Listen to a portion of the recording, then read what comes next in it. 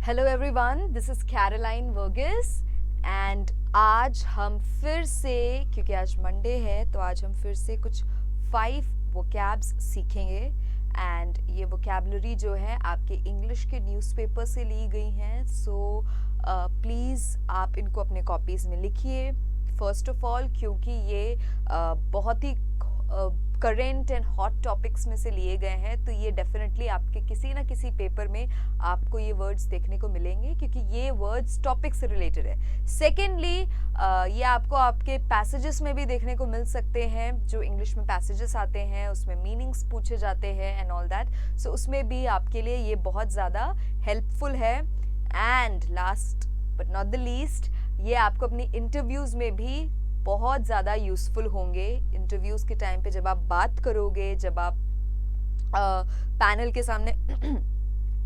के सामने बैठे हो एंड आप बात करते हो, तो ये बातें जो हैं आपकी मतलब दे विल बी टॉकिंग, वो आपसे करंट टॉपिक्स के बारे में, आपके ओपिनियंस और उन सब चीज़ों के बारे में बात करेंगे। तो ये वर्ड्स बहुत ज़्यादा हेल्पफुल प्रूव होंगे।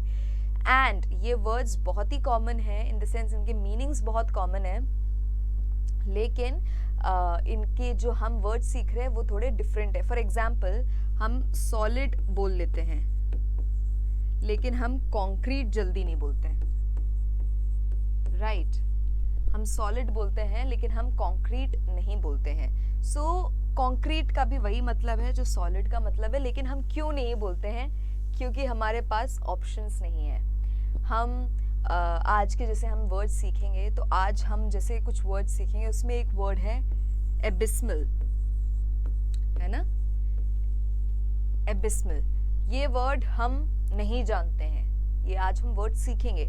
लेकिन अगर हम इसका एक कॉमन वर्ड ले ले, जो जैसे कि ले ले लिटिल या only, only would be a better option for this. अगर हम ओनली बोलते हैं तो ओनली सबको पता है, लेकिन एबिस्मल कितनों को पता है? ज़्यादा लोगों को पता नहीं है। सो ये बहुत ज़्यादा आपके डिफरेंस क्रिएट करता है जब आप बेटर वर्ड्स यूज़ करते हो। सो आज की क्लास शुरू करते हैं। आज का हमारा पहला वर्ड है रेवोल्यूशन।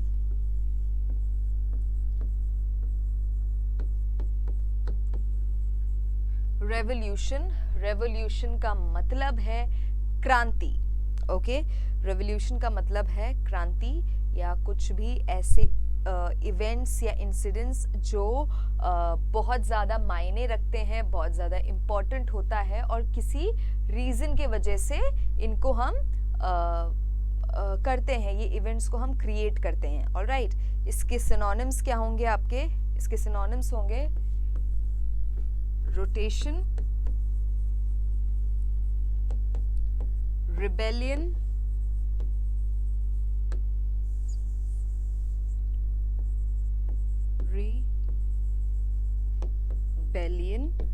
and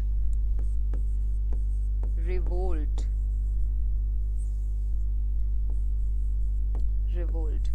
ये आपके सिनोनिम्स हैं फॉर रेवोल्यूशन, राइट? ये आपके सिनोनिम्स है, रोटेशन, रिबेलियन एंड रिवोल्ट। इसके एंटोनिम्स क्या होंगे?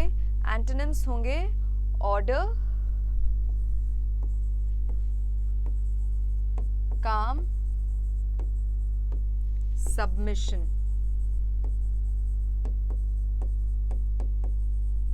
ऑर्डर, काम, सबमिशन, ये आपके एंटोनिम्स हैं फॉर रेवोल्यूशन। और इसका एग्जाम्पल क्या होगा? इसका एग्जाम्पल होगा a real revolution can not be hidden. A real revolution can not be hidden. तो ये हमारे आज के ये हमारा आज का फर्स्ट वर्ड था। हमारा जो नेक्स्ट वर्ड है वो है फेनोमेनन।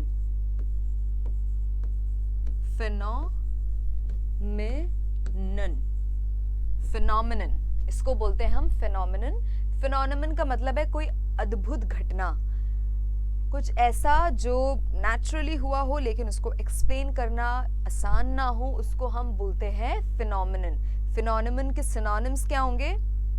मिरेकल, बहुत ही कॉमन है,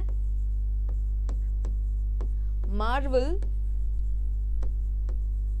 वर्ड बहुत कॉमन है, मार्वल की मूवीज देखते हैं हम, लेकिन हम ये वर्ड यूज नहीं करते हमें क्योंकि मीनिंग नहीं पता. सो मिरेकल, मार्वल,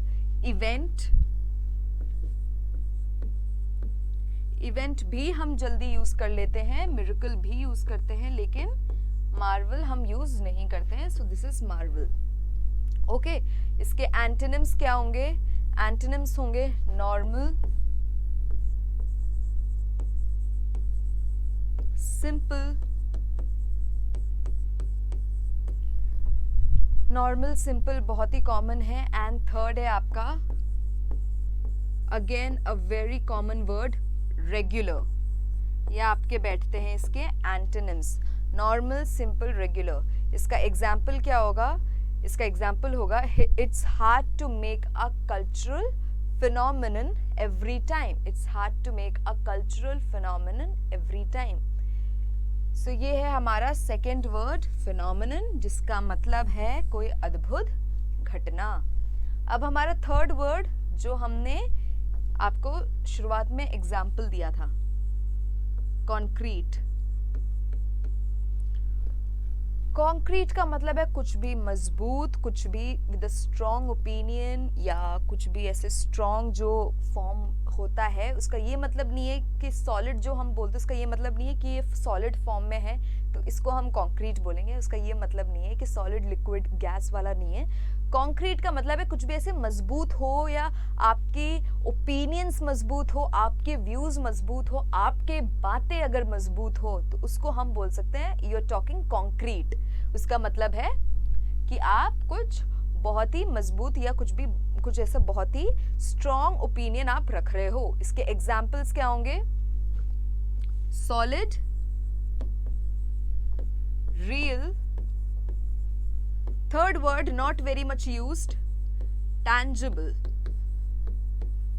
ये एक नया वर्ड है, ये आपके सिनोनिम्स हैं, सॉलिड, रियल एंड टैंजिबल. आपके एंटोनिम्स क्या होंगे? एंटोनिम्स होंगे एब्स्ट्रैक्ट,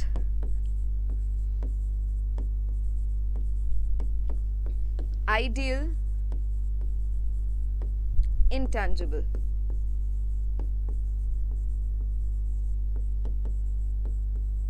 एब्स्ट्रैक्ट एक नया वर्ड है, टैंजिबल का ऑपोजिट हम इंटैंजिबल लिखते हैं. आइडियल भी जल्दी लोग यूज नहीं करते हैं. सो कॉन्क्रीट के सिनोनिम्स और एंटोनिम्स है. एग्जाम्पल जो मैंने आपको दिया, यूर टॉकिंग कॉन्क्रीट, है ना, उसको हम एग्जाम्पल के तौर पे ले सकते हैं. तो ये था हमारा थर्ड वर्ड. हमारा फोर्थ वर्ड है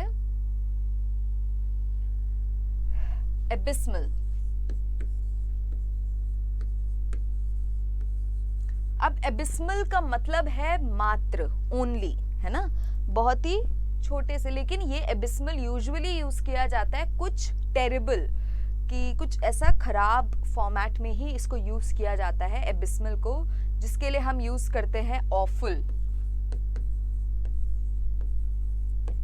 टेरिबल, है ना. Awful is a new word, terrible usually लोग यूज करते हैं. एंड थर्ड होगा आपका ड्रेडफुल. ऑलराइट, ये आपके सिनोनिम्स हैं. एबिस्मल यूज हम कई तरीके में कर सकते हैं, क्योंकि उसका मतलब होता है मात्र, लेकिन हम उसको यूजुअली, बहुत ही यूजुअली किसी खराब चीज के लिए बोलते हैं, कि कोई खराब चीज होती है, कुछ भी अच्छे के लिए जल्दी यूज नहीं करते, खराब के लिए ही हम यूज करते हैं. अब इसके एंटोनिम्स क्या होंगे? एंटोनिम्स बहुत कॉमन है. Beautiful,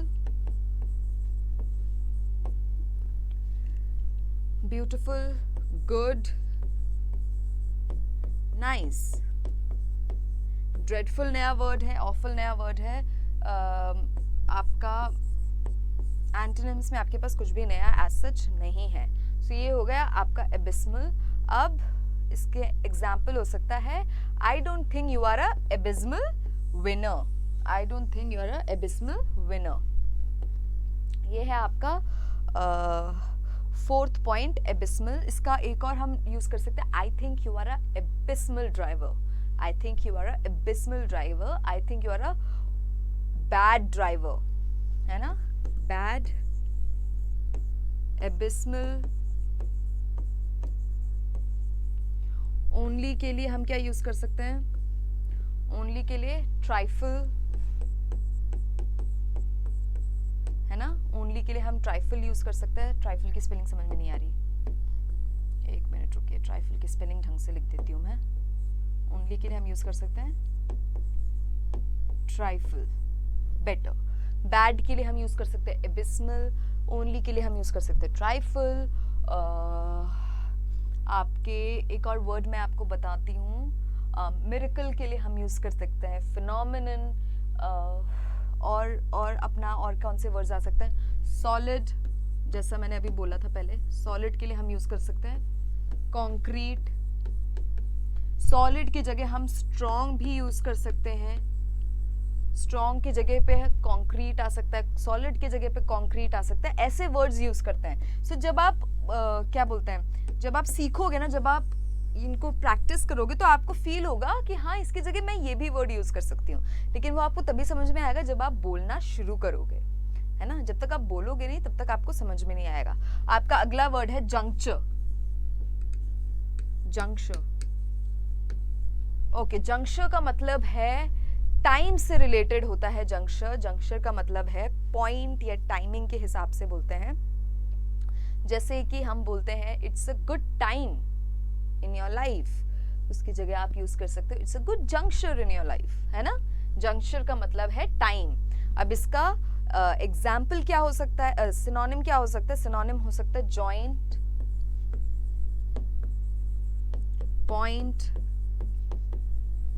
moment. Joint, point, moment, ये आते हैं आपके जंक्चर के सिनोनिम्स। एंटोनिम्स क्या होगा, break, partition, break, partition and third division. ये तीनों ही आपके एंटोनिम्स जो है बहुत कॉमन है, break, partition, division, juncture, point, joint and moment. इसका एग्जाम्पल हो सकता है आपका कि both the countries are at a juncture in their which will become history. Both the countries are at a juncture which will become a part of history. Both the countries are at a point or are at a time which will become a part of their important history. So हमारे पास ऐसे words हैं और जिनको अगर आप practice करोगे तो आप समझना शुरू कर दोगे कि हाँ हम इसकी जगह ये यूज कर सकते हैं, इसकी जगह ये यूज कर सकते हैं। लेकिन that comes only and only जब आप प्रैक्टिस करोगे। वो सिर्फ तभी होगा जब आप प्रैक्टिस करोगे, और अगर आप प्रैक्टिस नहीं करोगे तो ये नहीं होने वाला। बहुत ही सिंपल सी बात है। सो प्रैक्टिस के लिए क्या करना है, जैसा कि मैंने पहले भी आपको बताया है, कॉपी मेंटेन करिए। कॉपी में ये सारे सिनोनिम्स और एंटोनिम्स लिखिए। जो भी मैं बोर्ड पे लिखती हूँ वो सब आप अपने कॉपीज में लिखिए, एंड उसके बाद आप इनको रिवाइज कीजिए। और उसके बाद कोई भी 5 वर्ड्स, बहुत सारी क्लासेस हो चुकी हैं, कोई भी 5 वर्ड्स के आप एग्जाम्पल्स बनाइए। आप कोशिश करिए कि आप इन वर्ड्स को अपने कॉपीज में, अपने कॉन्वर्जेशंस में, अपनी बातों में यूज कर पाओ, एंड आप खुद ही अपने में एक इम्प्रूवमेंट देखोगे। I am sure about it. मैंने खुद ये किया हुआ है, आज भी करती हूँ मैं ये चीज़, इसीलिए मुझे आज इम्प्रूवमेंट अपने में रोज थोड़ा थोड़ा इम्प्रूवमेंट देखने को मिलता है। सो दिस इज ऑल, एंड आपको ये करना ही पड़ेगा। प्रैक्टिस के बिना इंग्लिश नहीं आएगी। Thank you so much.